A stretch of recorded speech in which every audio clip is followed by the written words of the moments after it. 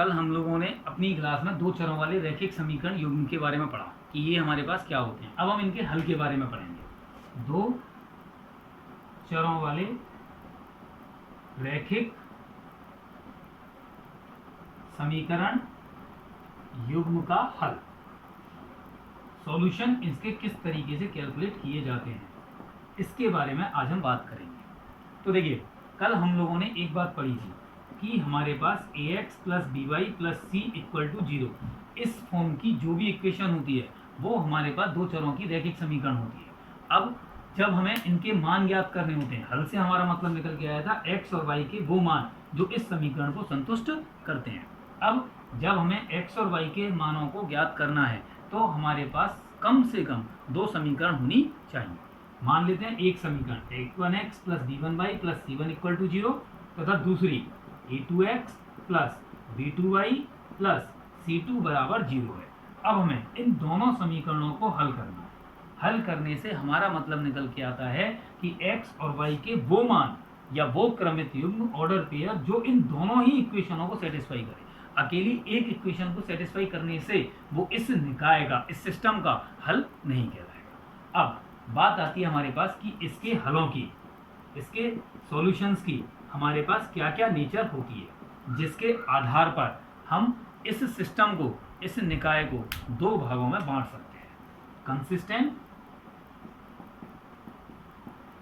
और इनकंसिस्टेंट, संगत और असंगत। यदि हम इस संगत और असंगत की बात करें तो इनसे हमारे पास क्या कंक्लूजन निकल के आता है। संगत से हमारा मतलब है इस निकाय का कोई हल संभव हो, इस निकाय का कोई भी हल पॉसिबल यदि हमारे पास हो जाता है तो वो हमारे पास संगत निकाय कहलाएगा। और यदि इस निकाय का कोई भी हल संभव ना हो तब इस स्थिति में यह निकाय इनकंसिस्टेंट, असंगत कहलाएगा। अब बात आती है कि हल संभव होना और हल संभव ना होना ये हमारे पास किस बात की बात करता है। तो देखिए, यदि निकाय का हल संभव है, इसका मतलब x और y का एक ऑर्डर पेयर, एक क्रमित युग्म हमारे पास इस तरीके से है जो इन दोनों ही समीकरणों को संतुष्ट करता है। मतलब x और y के मानों को इन दोनों समीकरणों के एक पक्ष में रखने पर दूसरा पक्ष हमारे पास बराबर आ जाता है। जबकि कोई हल ना होने से हमारा मतलब निकल के आता है कि x और y का एक भी क्रमित युग्म ऐसा नहीं है, एक भी ऑर्डर पेयर ऐसा नहीं है जो इन दोनों समीकरणों को एक साथ संतुष्ट कर दे। हल होने का सिर्फ और सिर्फ एक ही मतलब हमें निकाल कर चलना है, दोनों समीकरणों को एक साथ संतुष्ट करे। यदि केवल एक ही समीकरण को संतुष्ट करता हो और दूसरे को संतुष्ट ना करे तो वह इस पूरे समीकरण निकाय का हल हमारे पास नहीं कहलाता, वो इसका सॉल्यूशन नहीं कहलाएगा। इस आधार पर हम इस पूरे सिस्टम को, इस निकाय को दो भागों में बांटते हैं, कंसिस्टेंट और इनकंसिस्टेंट, संगत और असंगत। अब बात करते हैं कि निकाय का यदि कोई भी हल संभव नहीं है तो नेचुरल सी बात है उसका x और y का कोई भी मान संभव नहीं होगा। लेकिन यदि निकाय का कोई हल संभव हमारे पास है तो वह दो स्थितियों पर निर्भर करता है। कैसे? यदि हमारे पास किसी भी सिस्टम का हल संभव है तो वह सिस्टम संगत कहलाएगा, कंसिस्टेंट कहलाएगा। लेकिन इसमें भी हमारे पास दो भागों में डिवीजन किया जाना है, या तो इस पूरे सिस्टम का कोई अद्वितीय यूनिक सॉल्यूशन हो या अनेक हल संभव, या तो हमारे पास इस पूरे सिस्टम का केवल और केवल इकलौता एक ही हल यदि संभव है तो वह अद्वितीय की श्रेणी में जाएगा। और यदि एक से ज्यादा x और y के एक से ज्यादा क्रमित युग्म संभव हों जो इस निकाय सिस्टम को पूरी तरह संतुष्ट करते हैं तो वह इस सिस्टम के अनेक हलों की पुष्टि करता है। वह दिखाता है कि इसके हमारे पास एक से ज़्यादा हल संभव है। इसी प्रकार यदि हम यूनिक अद्वितीय की बात करें तो x और y का केवल एक ही जोड़ा हो जो सिस्टम को, निकाय को संतुष्ट करता है, इसका अद्वितीय हल कहलाता है। केवल एक ही हल है तो अद्वितीय हल कहलाएगा, यूनिक सॉल्यूशन कहलाएगा। एक से ज़्यादा हल संभव होंगे, एक से ज़्यादा पॉसिबल होंगे तो वो उसके अनेक हल संभव होने की कंडीशन में आ जाएगा। और इस कंडीशन में भी जो इम्पोर्टेंट चीज़ है हमारे पास वो ये है कि इस कंडीशन में भी सिस्टम कंसिस्टेंट, संगत ही हमारे पास कहलाता है, जबकि कोई हल ना होने की ही इकलौती ऐसी कंडीशन में हमारे पास सिस्टम इनकंसिस्टेंट कहलाता है। क्लियर? कोई दिक्कत है सारी चीज़ में? चलिए अब देखिए, अब यदि हम बात करें कि अद्वितीय हल और अनेक हल से हम क्या कंक्लूजन निकाल के चलते हैं, तो मानकर चलते हैं हमारे पास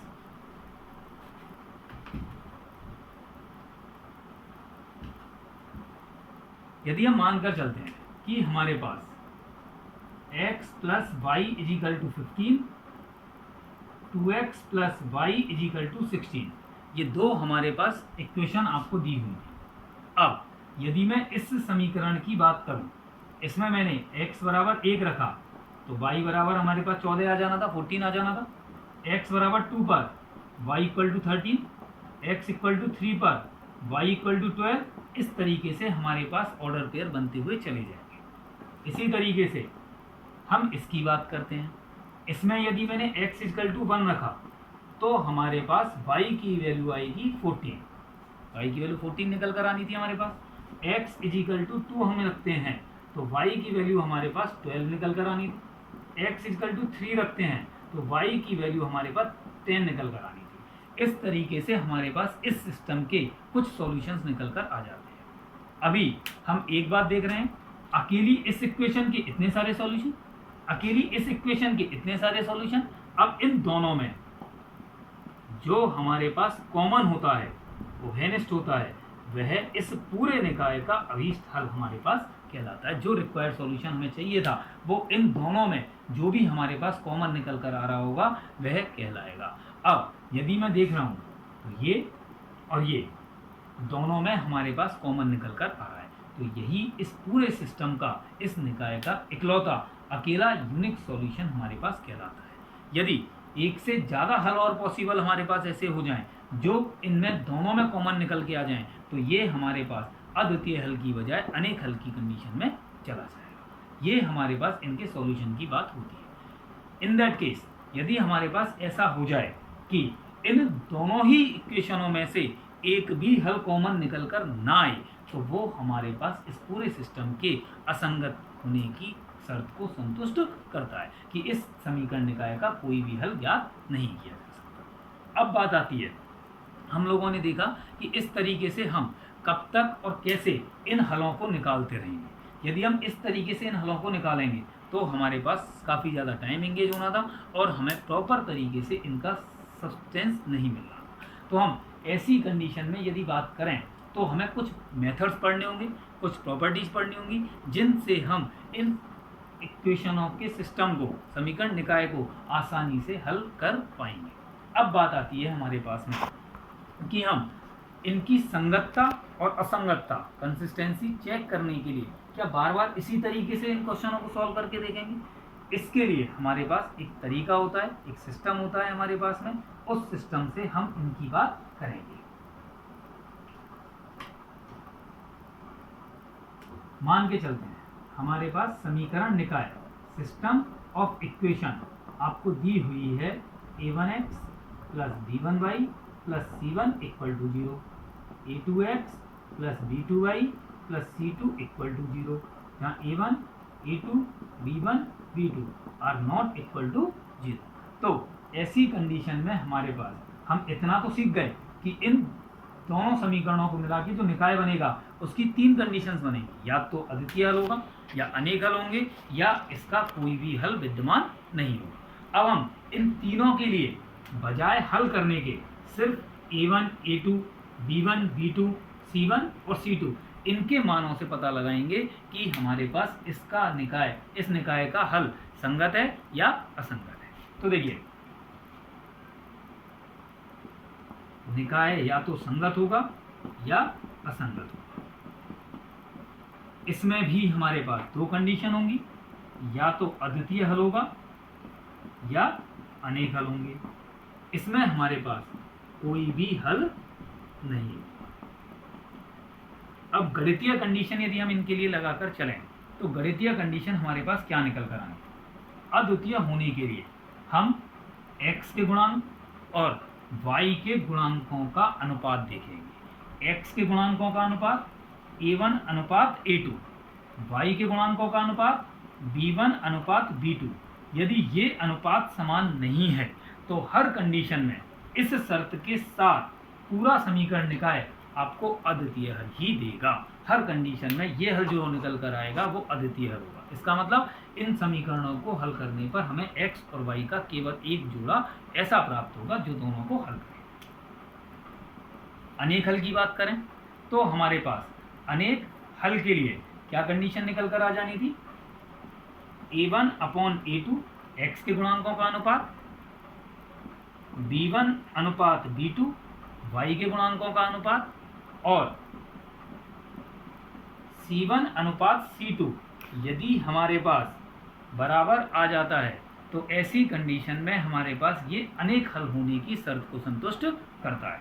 इसका मतलब हमारे पास x के गुणांकों का अनुपात, y के गुणांकों का अनुपात और अचर पदों का अनुपात, यदि तीनों ही अनुपात समान होते हैं तो समीकरण निकाय के अनंत हल होते हैं। x और y के इतने सारे पेयर हमें मिलेंगे, इतने पेयर मिलेंगे, इतने जोड़े मिलेंगे जो इन दोनों समीकरणों को हल कर देंगे।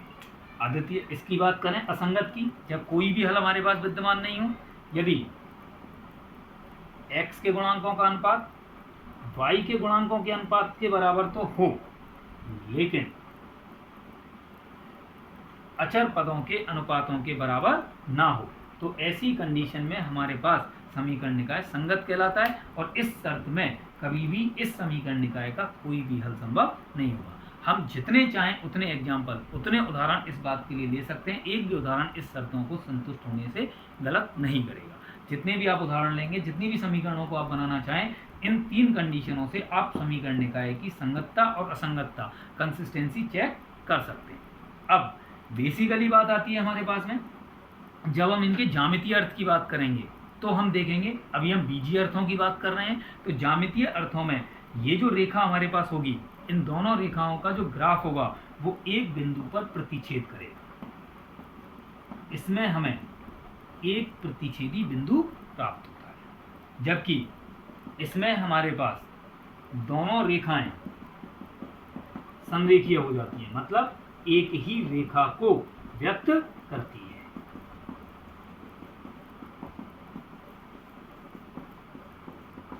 दो अलग अलग रेखाएं होने की बजाय ये हमारे पास एक ही रेखा को व्यक्त कर देती है। जबकि असंगत होने की शर्त में दोनों समीकरणों का ग्राफ खींचने पर जो रेखाएं हमें प्राप्त होती हैं वो परस्पर समांतर प्राप्त होती हैं। समांतर का मतलब अप्रतिच्छेदी, जो कि किसी भी बिंदु पर एक दूसरे को प्रतिच्छेद नहीं करेंगे, इंटरसेक्ट नहीं करेंगी। ये हमारे पास पैरेलल होने की कंडीशन को लेकर आएंगे, ये हमारे पास कोलिनियर की कंडीशन को लेकर आएंगे और ये हमारे पास इंटरसेक्टिंग होने की कंडीशन को लेकर आएंगे। इस तरीके से हम इस कंडीशन में हम कोलिनियर या कोइंसाइड एक ही होता है। यदि हम बात करें इस कंडीशन में तो हमारे पास इन तीन शर्तों से हम समीकरण निकाय के हल के एग्जिस्टेंस, इसको हम एग्जिस्टेंस ऑफ सॉल्यूशन,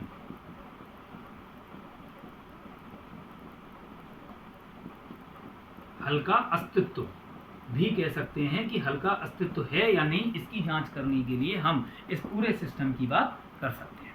अब इन दोनों चीज़ों के लिए तो कोई बात नहीं है, लेकिन यदि हम इसकी बात करें तो इसके लिए एक स्पेशल चीज़ आप लोगों को और समझनी है, जो हो सकता है आप लोगों ने शायद नहीं सुनी हो। यदि हम बात करें इस कंडीशन में जो हमारे पास दोनों समीकरण निकाय होंगे, जो हमारे पास दोनों समीकरणों का निकाय होगा, वो सबसे पहली कंडीशन, तुल्य समीकरण होते हैं, इक्विवेलेंट इक्वेशंस होती हैं। इक्विवेलेंट इक्वेशंस या तुल्य समीकरण हमारे पास क्या होती हैं?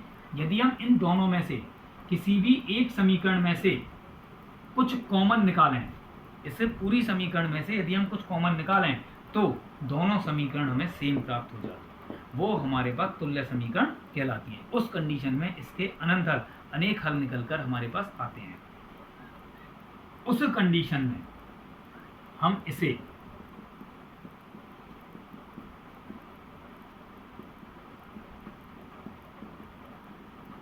आश्रित रैखिक युग्म भी कहते हैं, डिपेंडेंट लीनियर पेयर भी कहलाता है। डिपेंडेंट लीनियर पेयर भी कहलाता है। यदि आपको कभी किसी क्वेश्चन में पूछ लिया जाता है कि डिपेंडेंट लीनियर पेयर कौन से होते हैं, तो आप लोगों को पता होना चाहिए जिस समीकरण निकाय के अनेक हल विद्यमान होते हैं वो हमारे पास डिपेंडेंट लीनियर पेयर कहलाते हैं, आश्रित रैखिक युग्म कहलाते हैं। और इनकी कंडीशन यही होती है कि ये हमारे पास तुल्य समीकरण होते हैं। कोई दिक्कत है सारी चीज में? अब देखिए, कुल मिलाकर यदि हम बात करें तो हमने देखा अद्वितीय हल होगा जब x के गुणांकों का अनुपात और y के गुणांकों का अनुपात समान नहीं है। अनेक हल होंगे जब ये दोनों तो समान होंगे और इसके समान ये निकल कर आएगा, तब हमारे पास ये अनंत हल की बात करेगा, अनेक हल की बात करेगा। अब यदि इन दोनों का अनुपात तो समान है लेकिन इसका अनुपात समान नहीं है, तो इस शर्त पर इनका कोई भी हल संभव नहीं है। ठीक है, ये हमारे पास समीकरण निकाय के हल के अस्तित्व की बात आती है। अब हम बात करते हैं कि किस किस तरीके से इनका हल ज्ञात किया जाता है।